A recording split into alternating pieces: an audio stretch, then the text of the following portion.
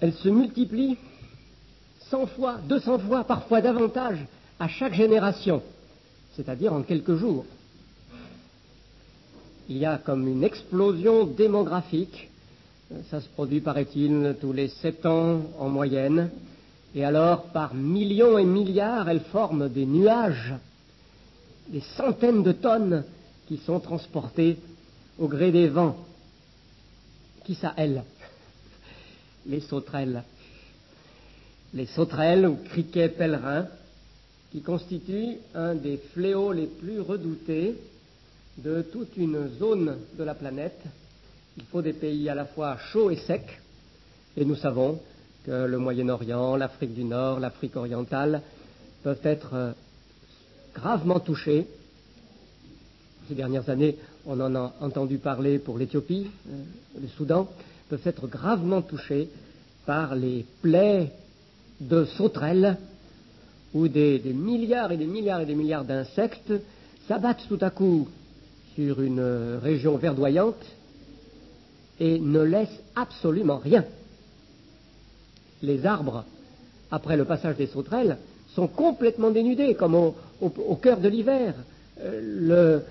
Les prés sont comme rasés par une super tondeuse qui ne laisse pas la moindre petite pousse. Et l'effet sur la végétation est tel qu'il faut plusieurs années pour que la terre recouvre sa prospérité. Les semences elles-mêmes ne peuvent plus se refaire naturellement. Donc c'est vraiment un fléau tout à fait terrible. Ce fut la 8e plaie d'Égypte. Vous vous rappelez, dans le livre de l'Exode, nous raconte que c'est l'une des pires, puisqu'elle est arrivée en 8e position et que, en gros, ça a été de pire en pire pour les Égyptiens. Nous pouvons bien comprendre que la plaie de sauterelles était considérée comme particulièrement horrible pour le pays. Ce fut la 8e plaie d'Égypte, et ce fut aussi l'occasion, semble-t-il, de la prédication prophétique de Joël. Le prophète Joël, qui vivait sans doute en Judée, probablement même à Jérusalem, et qui était fils d'un certain Petuel dont on ne sait rien, a vécu au moment d'une plaie de sauterelles et aussi d'ailleurs d'un fléau de sécheresse. Ces deux grandes données sont attestées dans le premier chapitre de son livre. Une sécheresse terrible, et dans les pays du Moyen-Orient, là encore, la sécheresse peut être terrible, bien pire encore que ce que nous avons connu en France pendant quelques mois. La sécheresse invitant, semble-t-il, facilement les plaies de sauterelles, ce qui conjugue les effets de deux atteintes mortelles pour la prospérité d'un pays. Le prophète Joël a-t-il prédit cette plaie et nous est-elle décrite comme en avance, par avance, dans son livre, ou l'a-t-il vu se dérouler probablement plus tôt? La deuxième hypothèse. Mais en tout cas, c'est le tremplin de cette double expérience très traumatisante pour le peuple de Juda, à savoir la sécheresse et les criquets pèlerins, qui a servi de tremplin pour sa prédication. À quel moment? Probablement vers 830-825 avant Jésus-Christ. Mais il n'y a pas de date qui soit donnée dans le livre lui-même. Alors, on en est réduit, comme je vous l'ai expliqué pour le livre d'Abdias la dernière fois, on en est réduit à des conjectures. On essaye de voir à quelle période correspond le mieux, d'après ce qu'on sait, le contenu du livre. Mais on ne peut pas être donc absolument sûr. Si on choisit la date de 830-825, les spécialistes évangéliques, c'est parce que dans ce livre, on ne voit pas de roi qui joue un rôle important. Il n'est même pas mentionné, le roi. En revanche, le temple est tout à fait au centre de la vie du pays, et les prêtres ont un rôle non négligeable. C'est eux qui sont mentionnés plusieurs fois. Alors ça correspond bien à la période 830-825, parce que c'était la minorité du roi Joas. Vous vous rappelez que la reine Athalie, cette reine barbare, sanguinaire, et païenne d'origine, avait essayé de supprimer toute la famille royale, mais que seul un petit enfant avait échappé. Alors quand Athalie a été abattue, c'est Joas, mais qui n'avait à l'époque que 7 ans, qui a commencé de régner. Et pendant tout un temps, le pouvoir a été exercé effectivement par le grand prêtre, par Yehoyada, le grand prêtre, qui a servi de tuteur au jeune roi. Le fait que le roi ne soit pas mentionné, que les prêtres jouent un si grand rôle, correspond bien, vous voyez, à cette période. En plus, on pourrait difficilement dater le livre des siècles qui ont suivi immédiatement, du 8e, du 6e, du 7e ou du 6e siècle, parce que les grands ennemis d'Israël, les grandes puissances qui, au 8e siècle, au 7e, au 6e, ont dominé la situation, ou même encore au 5e, ne sont pas mentionnés du tout. Ni les Assyriens, ni les Babyloniens, ni les Perses. Il est question de peuples au chapitre 4, mais non pas ceux-là. Donc, il est logique de penser que le livre a été composé avant, ou éventuellement après, mais après, ça fait vraiment trop tard, étant donné certaines autres indications du livre d'après les spécialistes évangéliques. En particulier, il cite Abdias, il est très proche d'Abdias. Il cite Abdias une fois, le verset 17 d'Abdias, et les allusions aux exactions commises par les peuples étrangers ressemblent à celles qu'on a dans le livre d'Abdias, donc on pense qu'il est proche. Et d'autre part, le premier verset d'Amos, après le titre d'Amos, Amos 1, verset 2, est une citation du chapitre 4 de Joël. Ça paraît bien, c'est pas dit, je cite, mais ça paraît vraiment être une citation placée comme ça en tête du livre d'Amos.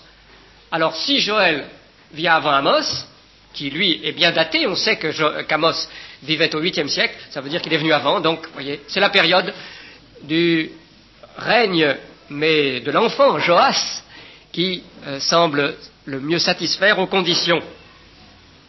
La construction du livre est vraiment tout à fait admirable, tout à fait remarquable. Le prophète Joël montre une très grande maîtrise, à la fois dans l'usage du vocabulaire hébreu, des images, dans le détail et dans la construction du tout. C'est un charpentier, un architecte remarquable quant à la composition du livre comme un tout. Il y a 2 grandes parties, et c'est commode avec notre division en chapitres. Vous prenez la Bible à la colombe, il faut prendre la nouvelle division qui correspond à celle de l'hébreu, comme dans la Bible à la colombe. 2 chapitres, 1, 2, 3, 4. Vous avez les 2 moitiés de l'ouvrage. La première partie concerne le présent, au moment où le prophète parle, et un assez proche avenir. Et ce qui est d'abord en cause se situe sur le plan physique. C'est la plaie de sauterelle, c'est la sécheresse, avec tous les malheurs qui accompagnent. Et puis aussi des promesses de rétablissement sur ce plan par le Seigneur. Et puis la deuxième partie, elle concerne l'avenir lointain.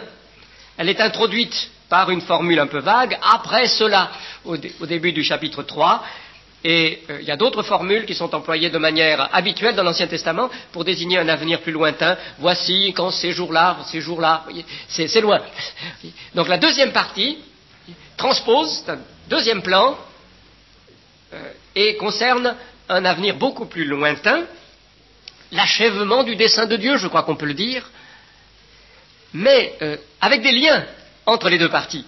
Parce que ce n'est pas comme s'il y avait 2 livres séparés, en fait, un livre sur les sauterelles d'une part, et puis un autre livre de 2 chapitres. Non, les 2 sont étroitement soudés. Le prophète reprend les images clés que la plaie de sauterelle et la sécheresse ont mis dans son esprit, Les sauterelles sont comme un nuage qui obscurcit le ciel. C'est comme si la lune et le soleil ne pouvaient plus se voir. Eh bien, il reprend l'image au chapitre 3. La bénédiction que Dieu va envoyer pour réparer, c'est une bénédiction d'une eau vivifiante qui viendra permettre à la végétation de redémarrer. Bon. Eh bien, cette image, il la reprend dans les chapitres 3 et 4, et à 2 reprises, comme nous le verrons, pour représenter, je l'annonce dès maintenant, le Saint-Esprit. Il parle de l'armée des sauterelles dans la première partie. Il parle d'armées, cette fois de guerriers, qui seront réunis dans la vallée de la décision, dans le 4e chapitre. Donc vous voyez, il a très habilement utilisé des images tout à fait caractéristiques de la première partie, qui concerne les expériences que traversait le peuple, pour parler de l'avenir plus lointain que Dieu préparait. Alors je ne sais pas si nous allons avoir le temps de tout voir aujourd'hui. Je l'aimerais, parce que j'aimerais que ce soit un tout, et nous ne nous retrouverons pas pour l'étude des prophètes avant le mois de février. Parce qu'en janvier, il y aura un institut biblique commun, ce sera très très intéressant, avec le professeur pasteur Samuel Bénétro qui viendra. Donc en janvier, nous ne parlerons pas de Joël ou du prophète suivant. Par conséquent, j'aimerais pouvoir terminer, mais si je ne termine pas, tant pis, j'en laisserai un morceau. Donc considérons d'abord la première partie, sur le double fléau et sur la compassion divine. Le double fléau, sauterelle, sécheresse. Le texte obéit à un plan très très bien fait. Bon, on ne découvre pas si facilement tout seul, hein. Il vaut mieux que quelqu'un guide. Mais une fois qu'on l'a vu, on dit « Ah, c'est vraiment très très bien fait ». Et je dois cette étude du plan de nouveau à notre frère Sylvain Romerovski, dont je vous ai déjà parlé la dernière fois. Il montre quel est le plan, et je vais le mettre ici sur ce tableau, pour la première partie des 2 premiers chapitres. C'est un plan remarquablement symétrique, avec A, B, C, petit a, petit b, et puis A', B', pour constituer un grand C', B' et A'. Vous voyez, comme c'est beau. Vous avez une structure là tout à fait symétrique pour ces 2 premiers chapitres. Alors A, qu'est-ce que c'est? C'est la désolation du pays, les dégâts causés par la plaie. Par les sauterelles essentiellement. De 2 à 12. Et alors, ce que vous trouvez en A', vous voyez, je vais pas suivre cela, mais vous montrer chaque fois où est le symétrique. Ce qui se trouve tout à la fin de la section, à la fin du chapitre 2, correspond, c'est la réponse du Seigneur, la réparation des dégâts causés. Les mêmes mots sont repris, les mêmes noms pour les sortes diverses de sauterelles que l'on a, sortes diverses ou stades peut-être du développement, donc ça correspond. Puis vous avez en B le jeûne de lamentation.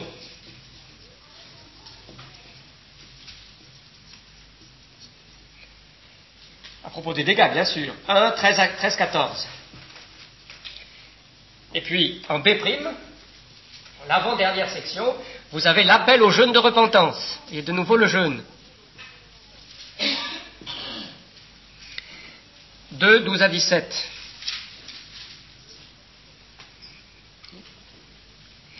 En C, le thème c'est le jour du Seigneur, sur lequel je reviendrai. Le jour du Seigneur. Et C' aussi, c'est le jour du Seigneur.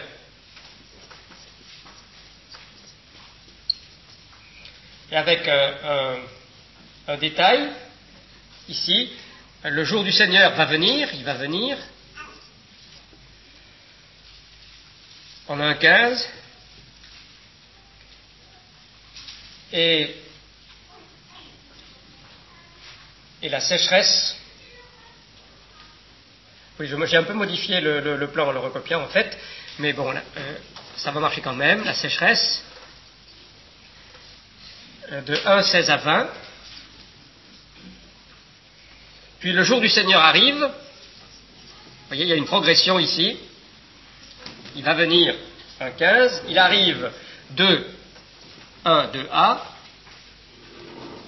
Puis l'image du feu.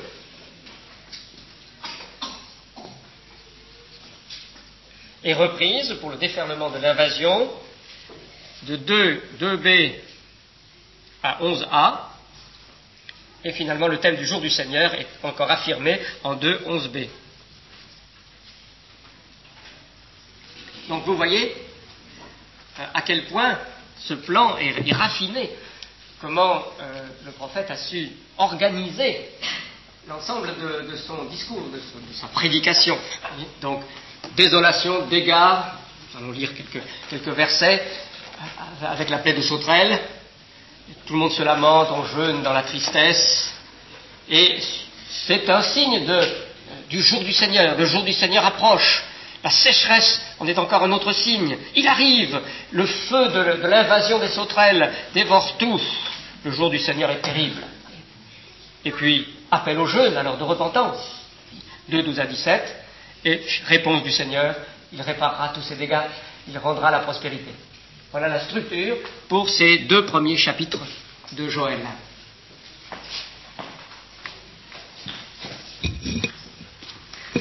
Je ne vais pas commenter chaque verset, parce que vraiment cela nous prendrait trop de temps, mais je vais faire un certain nombre de remarques.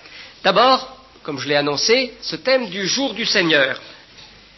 Le jour du Seigneur ou jour de l'Éternel, vous savez que le mot Seigneur a été choisi dans la version grecque, et donc dans le Nouveau Testament aussi, qui utilise cette version grecque pour rendre l'Éternel. On n'osait pas prononcer le nom sacré de l'Éternel, Yahvé, et alors on remplaçait dans la lecture dans la synagogue par le mot Seigneur, et lorsqu'on a traduit en grec, on a aussi utilisé Seigneur. Et c'est comme ça aussi dans un certain nombre de versions françaises. Le mot Éternel, c'est dans les Bibles protestantes que depuis le XVIe siècle, on l'a utilisé pour équivalent du nom Yahvé, mais dans beaucoup d'autres Bibles, et en anglais aussi par exemple, c'est le mot Seigneur qui est employé. Alors on peut dire jour du Seigneur, on peut dire jour de l'Éternel.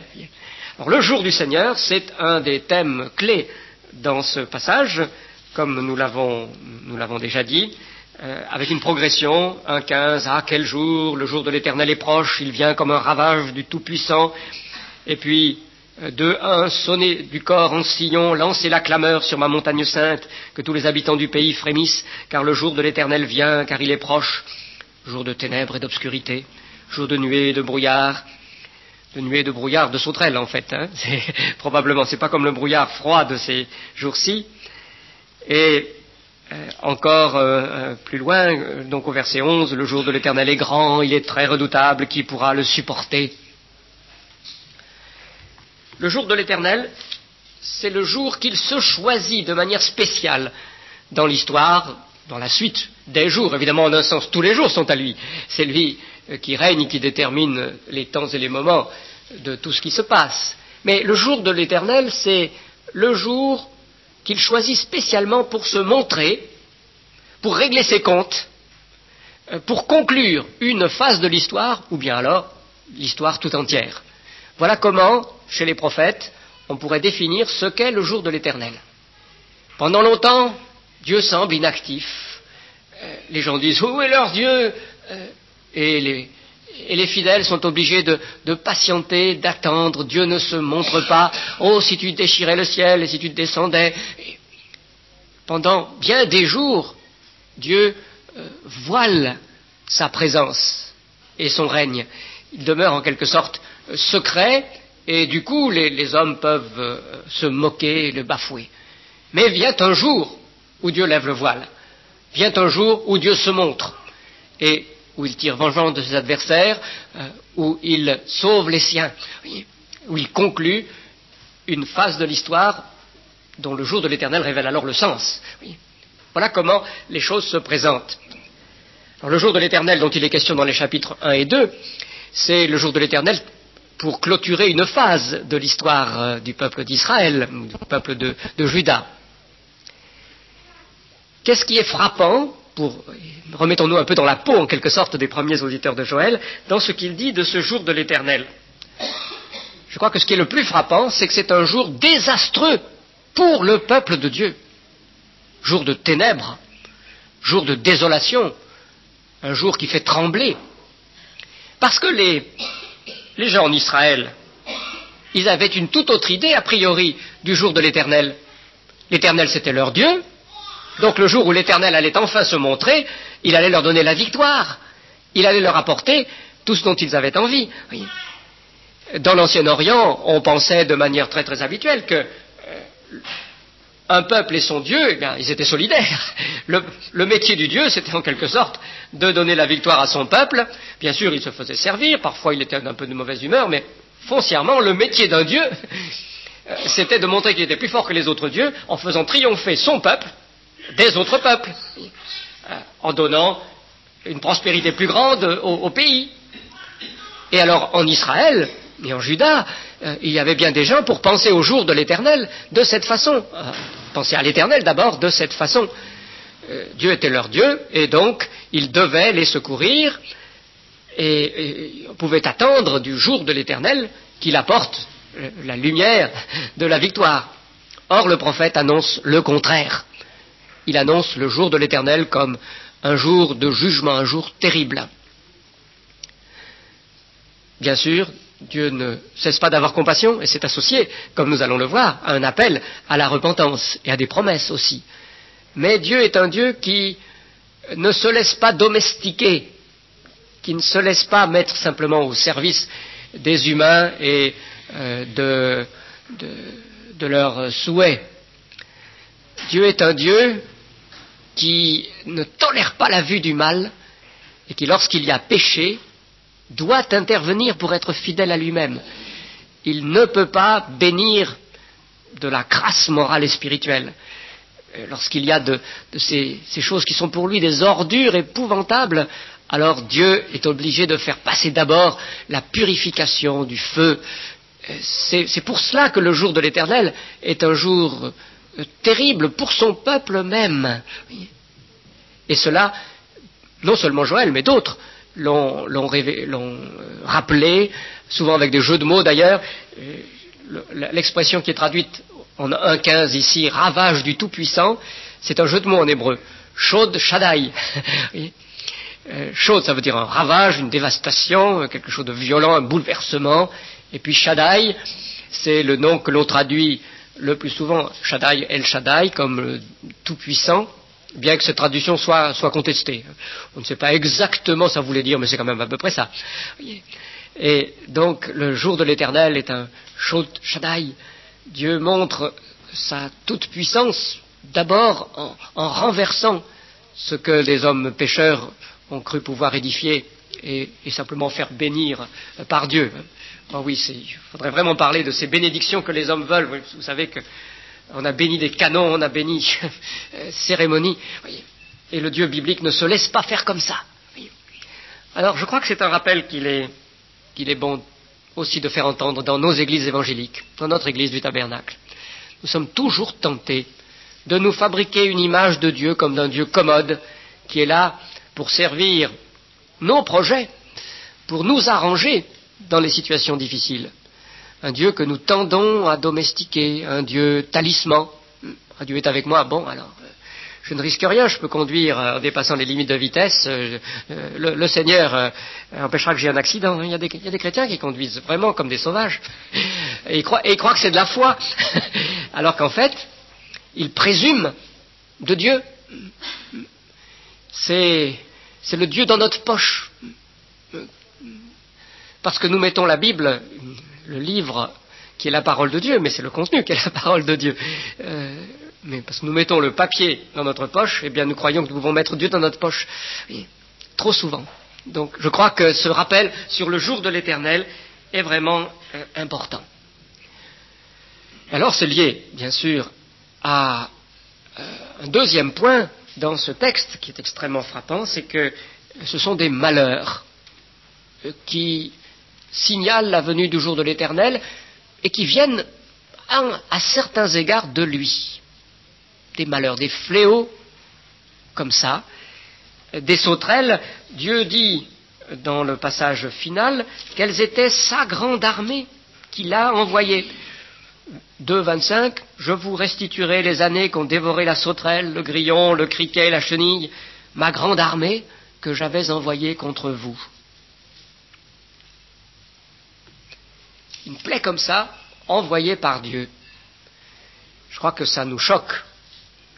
Nous sommes tellement habitués à nous lamenter devant les fléaux naturels, quand nous apprenons qu'il y a eu une plaie de sauterelle quelque part, ou une sécheresse au Sahel, ou à dire mais c'est un mal, c'est un malheur, et Dieu qui aime les hommes doit en être attristé comme nous, que nous sommes vraiment plus du tout habitués à considérer ces fléaux comme des signes du jugement de Dieu, ainsi que Joël apprend ici à ses contemporains à les considérer.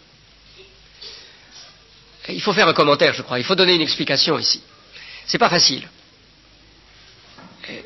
Il me semble qu'on est en droit de dire, il y a une différence entre l'Ancien et le Nouveau Testament. Il me semble que quand on lit le Nouveau Testament, à cet égard même, on s'en rend compte. Dans l'Ancien Testament, Dieu avait établi un régime externe, charnel, pour employer le vocabulaire de l'Épître aux Hébreux. Il avait choisi un peuple au sens littéral, un des peuples de la terre. Il avait édifié un royaume, comme les royaumes de la terre. C'était une dispensation de type terrestre. Bien sûr, il n'y avait pas que ça, mais c'était la note dominante. Et du coup, les bénédictions de Dieu étaient des bénédictions de type terrestre d'abord, et aussi les châtiments de Dieu. Dieu, parce qu'il s'était placé à ce niveau pour préparer la venue de Jésus-Christ, dans une dispensation charnelle ou terrestre, Dieu donc donnait des bénédictions terrestres à ceux qui lui étaient fidèles et châtiait par des fléaux terrestres ceux qui lui étaient infidèles. Bon, il y avait déjà des exceptions, il ne faut surtout pas s'imaginer que dans l'Ancien Testament c'était absolument automatique. Mais enfin c'était quand même ça, principalement.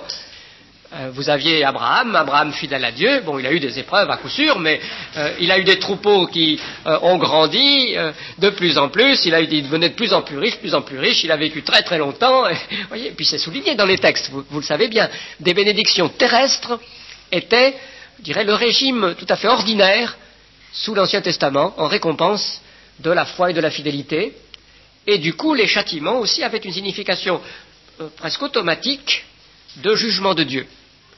Dans le Nouveau Testament, il n'en est plus ainsi.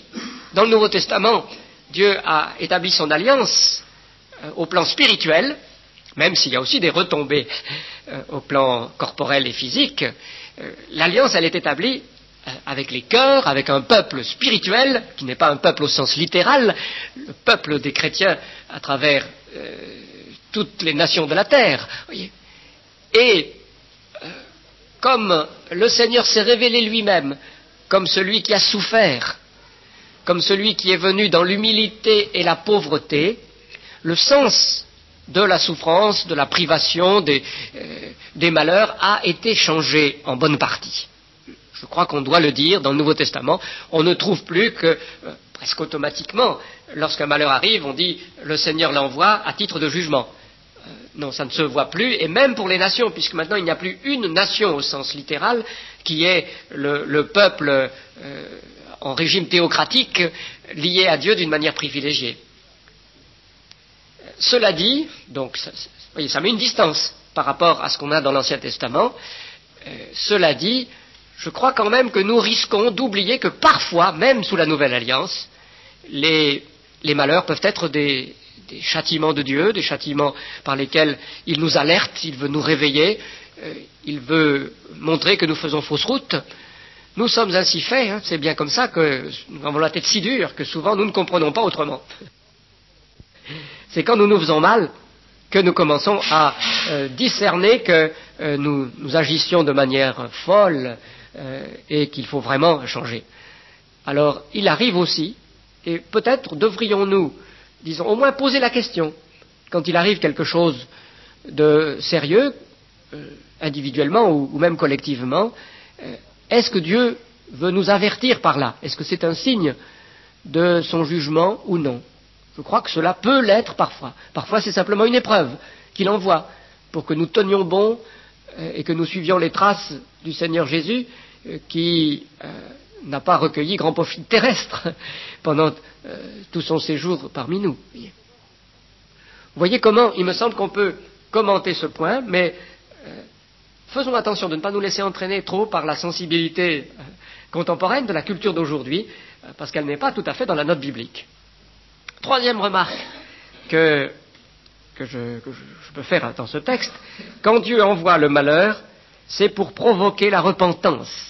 Là, c'est clair en ce qui concerne son peuple ici. C'est au chapitre 1er déjà, au verset 13 et suivant, que la repentance est évoquée.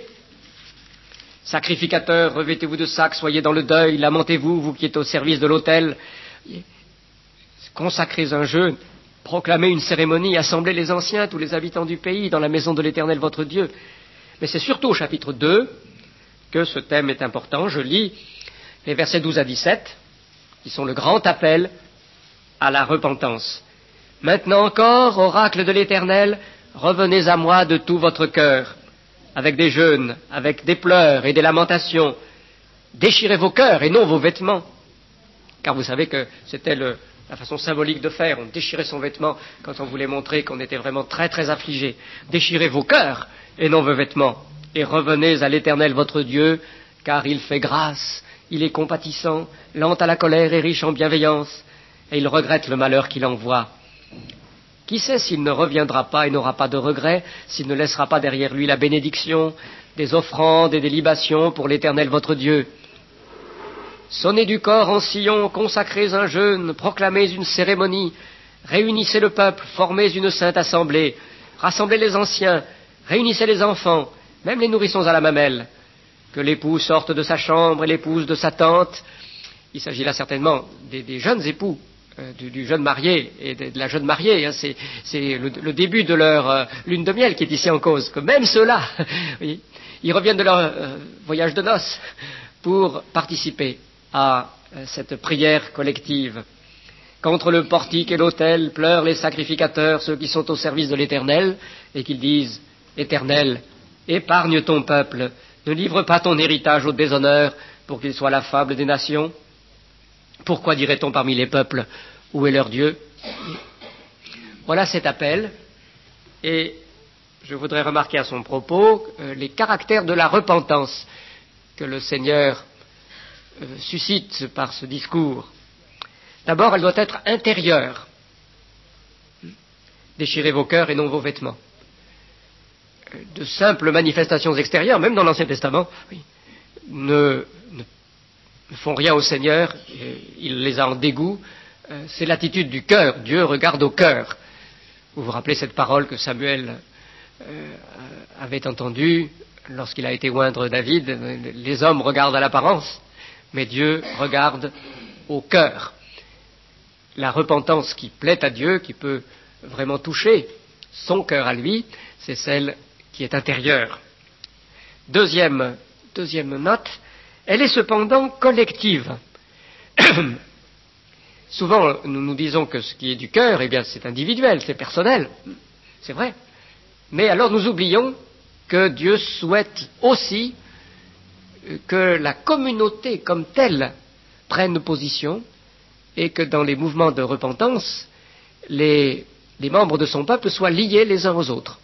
Moi, je suis très frappé dans ce passage, vous l'avez vu, à quel point il y a insistance sur l'implication de tous. Même les nourrissons, même les bébés doivent venir dans cette grande rencontre, même s'ils ne peuvent rien y comprendre. Et les vieux, les jeunes, tous sont invités à être là.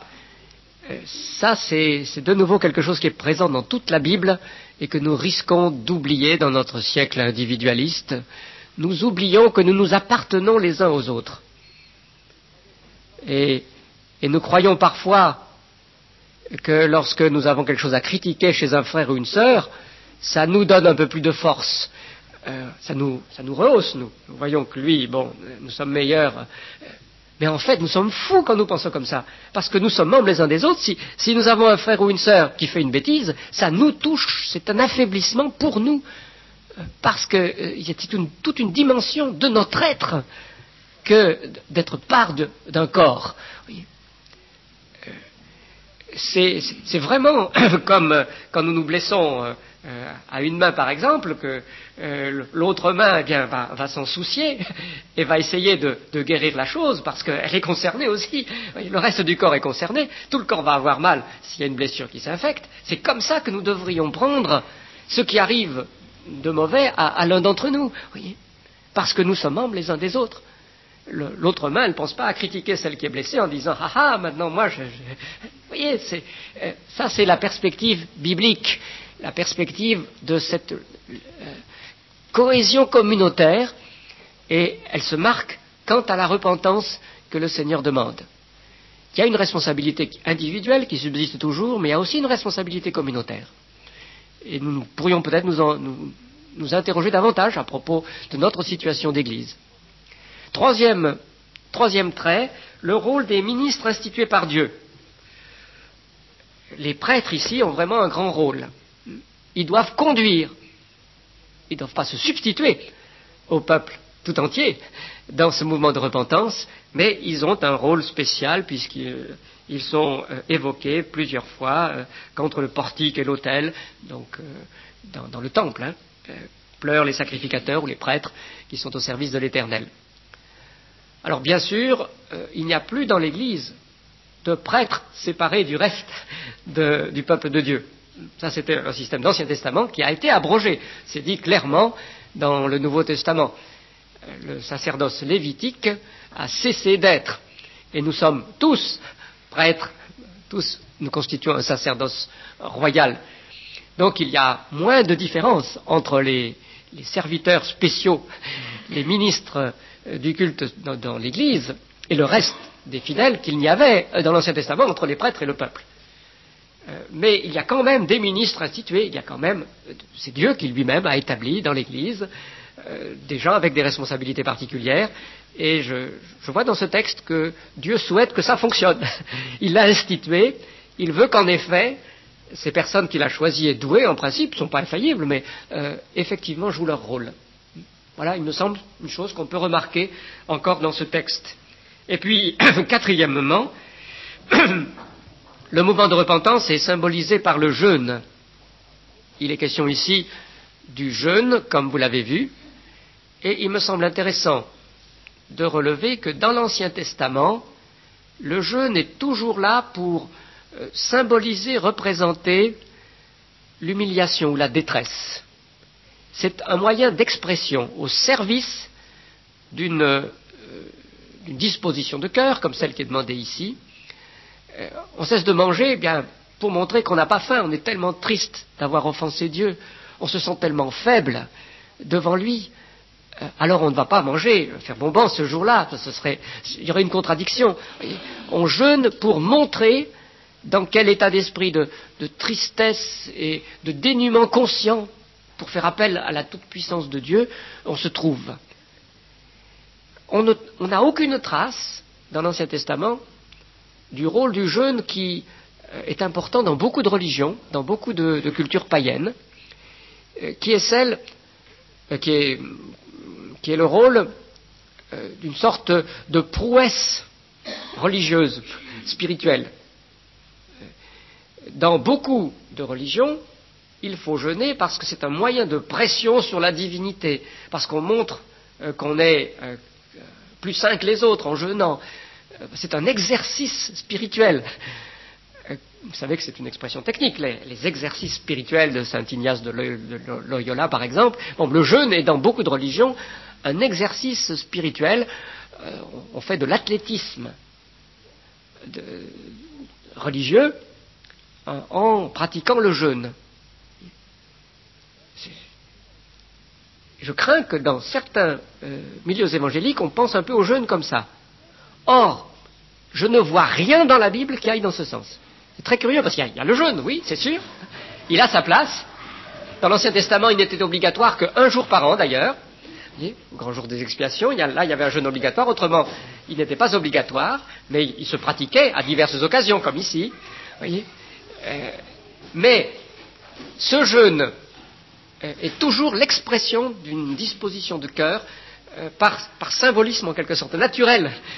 Je ne mange pas parce que je me sens faible et je veux exciter la compassion de Dieu en me montrant ainsi devant lui, plutôt que comme une prouesse spirituelle. Alors je crois que nous faisons bien d'être avertis à ce propos. Peut-être ferions-nous bien dans notre Église même de pratiquer davantage le jeûne, nous l'avons fait quelquefois, mais attention de ne pas le faire dans un esprit non biblique, parce que ça pourrait nous guetter aussi. Et dernier trait de cette repentance à laquelle le peuple est appelé, elle s'appuie sur la compassion de Dieu. Pourquoi est-ce qu'on prie ? Parce que Dieu est compatissant. lent à la colère, riche en bienveillance. Il regrette le malheur qu'il envoie, c'est-à-dire que dès qu'il peut retirer la menace, parce que les gens se repentent à son appel, alors il le fait. Ce n'est jamais de bon cœur, dit le livre des Lamentations, qu'il afflige les enfants des hommes. Oui, il doit envoyer des jugements, mais il est lent à la colère et il revient de la menace qu'il a proférée avec grande joie, s'il le peut. Oui. C'est sur ce caractère de Dieu, le Dieu compatissant, que nous nous appuyons quand nous prions, et en particulier quand nous prions dans une situation de désastre ou de détresse, comme ici. Voilà les traits qui me semblaient remarquables à relever dans ce passage. Et alors que voyons-nous dans notre texte? Eh bien que Dieu, en l'occurrence, a été ému par la repentance. L'appel du prophète a été entendu, les gens se sont réunis à Jérusalem et ont déchiré leur cœur et non leurs vêtements, et Dieu, nous est-il dit, a eu pitié. L'Éternel s'est ému de jalousie pour son pays, il a eu pitié de son peuple, dit le verset 18. Le prophète peut l'annoncer. Alors ici, le mot jalousie est à expliquer, parce qu'il n'a pas le sens habituel du mot en français. Quand même, ce n'est pas tout à fait étranger à notre usage. La jalousie, c'est l'amour de mari amoureux du Seigneur pour son peuple. Il faut penser à la jalousie du mari jaloux, mais pas maladivement jaloux et méchamment. Jaloux parce qu'il aime. Parce que quand on aime avec véritable intensité, on ne peut pas penser partager la personne qu'on aime avec quelqu'un d'autre. Non, c'est tout à fait exclu. Voyez. La jalousie de Dieu, dans l'Ancien Testament, c'est son amour d'époux de son peuple d'Israël, qui est comme l'épouse de l'Éternel. Quand il est dit qu'il est un Dieu jaloux, ça veut dire un Dieu qui aime avec exclusivité, qui veut l'exclusivité pour lui, parce qu'il aime tellement, parce que son amour est si intense. Voyez. Et alors, il s'est ému de cette jalousie-là, de cet amour intense pour son peuple. Et lorsque la prière de repentance est venue à lui, alors il a eu pitié, et il annonce alors une réparation de tout le malheur qu'il avait dû envoyer, oui, à titre pédagogique, il avait dû l'envoyer. Il annonce que les sauterelles, elles vont être balayées, elles vont s'amasser dans une terre aride et désolée. J'éloignerai de vous l'ennemi du Nord. C'est habituellement du Nord que venaient les invasions militaires, alors sans doute les sauterelles là sont implicitement de nouveau comparées à une armée. Je le bannirai vers une terre aride et désolée, son avant-garde dans la mer orientale, son arrière-garde dans la mer occidentale, et son infection s'élèvera, sa puanteur s'élèvera, car il a fait de grandes choses. Il paraît que c'est comme ça, hein, quand la plaie de sauterelles s'achève, il y a des amas, des tas de sauterelles mortes, et ça commence à sentir mauvais sous le soleil. Voyez, et là, c'est ce que le Seigneur annonce pour ces sauterelles, mais loin. Hein. La mer orientale, c'est la mer morte, qui est à l'est, et la mer occidentale, c'est la Méditerranée, pour la terre d'Israël. Il a fait donc de grandes choses dans ses ravages, cet ennemi, mais le verset suivant dit « Terre, sois sans crainte, sois dans l'allégresse et réjouis-toi, car c'est l'Éternel qui a fait de grandes choses. » Il y a une répétition de la formule, et la Bible à la Colombe pense que c'est pour faire une antithèse. C'est très possible en tout cas. L'ennemi a fait de grandes choses, mais l'Éternel aussi. et il répare en faisant de grandes choses ce que les sauterelles ont pu ravager. Alors tout va reverdir, toutes les productions du pays vont être renouvelées, les pâturages du désert reverdissent, les arbres portent leurs fruits, figuiers et vignes donnent leurs richesses, et vous, fils de Sion, soyez dans l'allégresse, réjouissez-vous en l'Éternel votre Dieu. Alors il y a les sauterelles qui sont éliminées, et la sécheresse qui est vaincue, car il vous a donné, ou vous donnera, la pluie salutaire. Il a fait descendre la verse pour vous, pluie d'automne et pluie de printemps au premier mois. Et c'est cette pluie qui donne évidemment la prospérité dans le pays du Moyen-Orient. Quelques commentaires sont nécessaires à propos de cette annonce de la pluie. D'abord, la formule « la pluie salutaire », c'est une traduction un peu libre. Littéralement, c'est la pluie selon la justice. Non pas la pluie de justice, comme dit dit la note de la Tob, que je n'ai pas apportée avec moi, mais la pluie selon la justice. Alors, on a compris de façon diverse. La pluie salutaire, parce que la justice de Dieu, c'est assez souvent un synonyme de son salut. La justice de Dieu qui s'établit en mettant fin aux injustices. Donc, la traduction la pluie salutaire n'est pas forcément fausse, elle peut être recommandée. Mais on a compris aussi la pluie selon ce qui convient, ce qui est juste. Pas trop, la bonne quantité, parce qu'il y a trop de pluie, ça devient aussi un fléau, vous voyez. Donc, juste la pluie selon le bon dosage, selon le juste dosage. On a aussi parfois compris comme ça. Ce qui est amusant, c'est que le mot pluie qui est employé ici, c'est deux homonymes, si vous voulez, peut signifier aussi l'enseignant, le maître. Et alors, on pense que si les gens de la mer Morte, de la communauté de la mer Morte, les Esséniens, à Qumran, ont appelé leur grand docteur le maître de justice, c'est peut-être par une allusion à ce verset. Vous voyez, ils ont interprété la pluie selon la justice comme signifiant le maître de justice. Je vous enverrai le maître de justice. Ils se sont appropriés ainsi ce verset. Mais bien sûr, il s'agit de pluie. Et dans ce passage, comme c'est la première partie du livre de Joël, comme c'est le plan physique qui est en cause, c'est certainement la pluie au sens littéral. La pluie qui rendra sa fertilité à la terre, avec les deux périodes de pluie que connaît le calendrier de la région, les pluies d'automne, et puis les pluies de printemps, les pluies de la première et de l'arrière-saison. Les pluies de printemps, le premier mois, c'est-à-dire en mars, et les pluies d'automne. Ce sont les pluies sur lesquelles compte l'agriculteur, et Dieu promet de les envoyer selon la justice. Alors, tiré de ce verset, parce que ça a été fait par certains, qu'il doit y avoir deux effusions du Saint-Esprit, une au début de l'histoire, l'arrière-saison, non, la première saison, et puis une autre à la fin de l'histoire, l'arrière-saison, je crois que c'est tirer une conclusion illégitime. Ici, il est question de la pluie. La pluie deviendra le symbole du Saint-Esprit au chapitre suivant, au chapitre 3. Mais le seul verset qui parle là de la pluie de l'arrière-saison, dans une prophétie, c'est celui-ci que nous avons au chapitre 2. Donc on ne peut pas tirer de la prophétie l'indication qu'il devrait y avoir deux effusions du Saint-Esprit. Cela ne me paraît pas possible.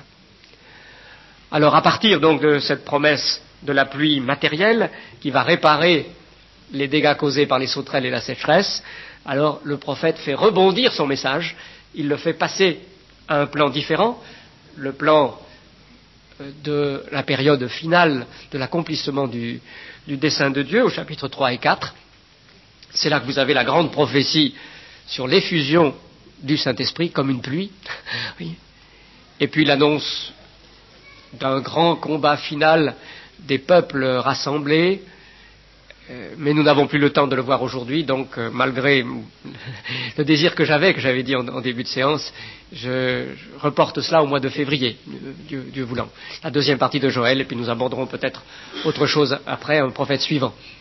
Y a-t-il des questions? Nous avons 5 minutes pour des questions maintenant. Puis nous... Oui. La pluie au temps de Noé pendant 40 jours, c'était une pluie de justice? La pluie au temps de Noé était-elle aussi une pluie de justice? Je pense qu'on pourrait le dire dans le sens de la justice rétributive, de la justice qui requiert le jugement, parce que la pluie du déluge a été une pluie selon le jugement de Dieu. Mais l'expression n'est pas employée, à ma connaissance, si je me rappelle bien en tout cas. Pluie de justice, je ne crois pas que ce soit employé pour les pluies du déluge. Et le mot justice, dans l'Ancien Testament, se réfère parfois à la justice du jugement. Oui, parfois, mais assez rarement. Le plus souvent, c'est la justice qu'on accueille avec joie, la justice enfin rétablie d'un ordre harmonieux des choses. Donc, je ne pense pas que l'Ancien Testament aurait tellement appelé la pluie du déluge une pluie de justice.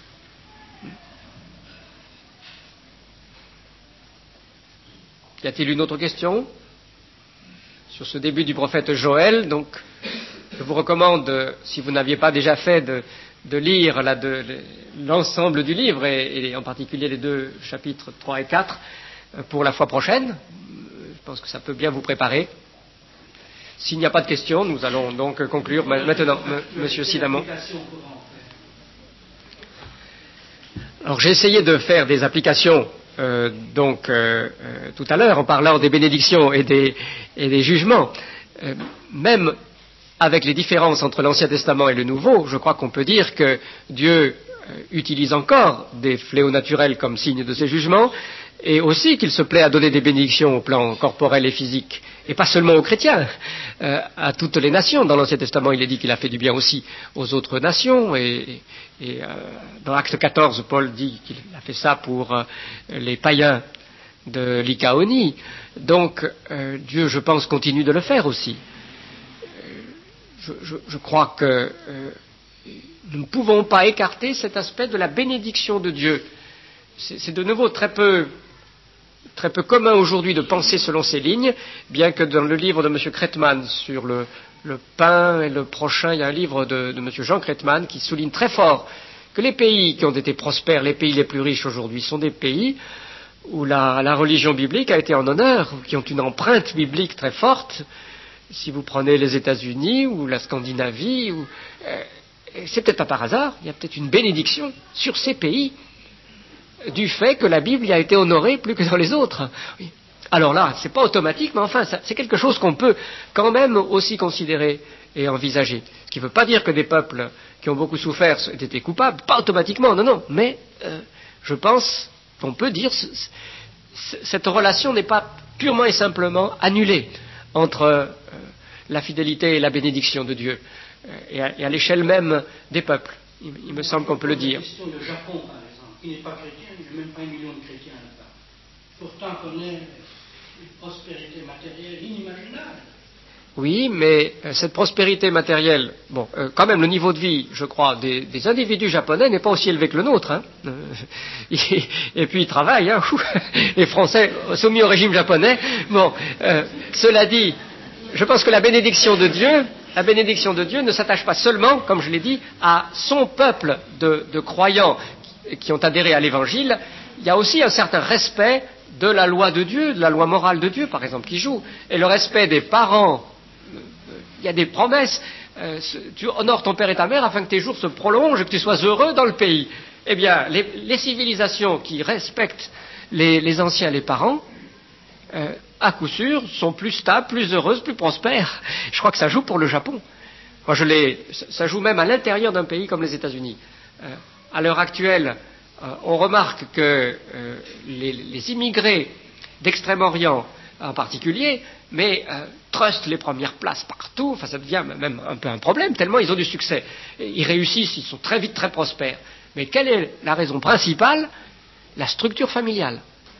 Le respect des anciens, la discipline interne dans la famille, l'application au travail. Et on peut dire que c'est une bénédiction de Dieu pour une obéissance à des commandements de Dieu, même s'ils ne savent pas les reconnaître dans la Bible elle-même. Oui.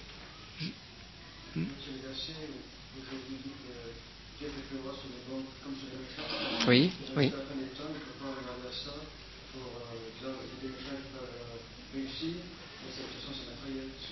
Oui, alors ça c'est un très bon correctif. Oui, il est très, très, très heureux que M. Palix nous le rappelle. Donc Jésus a souligné que Dieu fait pleuvoir sur les méchants et sur les bons. Donc vous voyez, pas de relation automatique. Et c'est pas parce que quelqu'un prospère qu'il a été fidèle, rien d'automatique. C'est pas parce que quelqu'un est dans la souffrance qu'il a forcément été infidèle non plus. Ça c'est vrai et il faut bien le rappeler. Jésus l'a dit et merci à M. Palix, notre frère Olivier, de le dire. Voilà, donc je pense que l'heure est arrivée maintenant, mais merci.